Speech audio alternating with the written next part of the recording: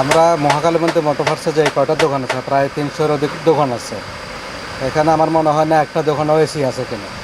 সর্বোচ্চ বড় বড় দোকানগুলোর মধ্যে 2-3টা লাইট জ্বালায়, আমরা ভিতরের দোকানদাররা একটা লাইট একটা ফ্যান, এটাই আমাদের চলে। আমরা নিজেরাই বিদ্যুৎ বিল স্বচ্ছ করার জন্য আমরা নিজেরাই বিদ্যুৎ লাইট ফ্যান এগুলি কম চলে। আমাদের তো ইনকাম নাই, ইনকাম থাকলে আমরা বিদ্যুৎ বিল দিতে পারতাম। এর ভিতরে আবার ওই জিনিসটাই আমাদের উপর চাপাই যাচ্ছে। আর আমাদের মার্কেটে দারোয়ানারাই আছে 8টার সময় লাইট অফ করে দেয়, মেন লাইট অফ করে দেয়। আমরা অনেক সময় মোমবাতি দাঁড়িয়েও থাকি, সকাল 10টায় মেন লাইন দেয়, 8টায় বন্ধ করে দেয়, কারেন্ট 8টায়। মেন লাইন এটা আমাদের মার্কেটের কর্তৃপক্ষ থেকে নির্দেশ 10টা টু 8টা। এটা আগের থেকে প্রায় 2 বছর ধরে চলতেছে এটা।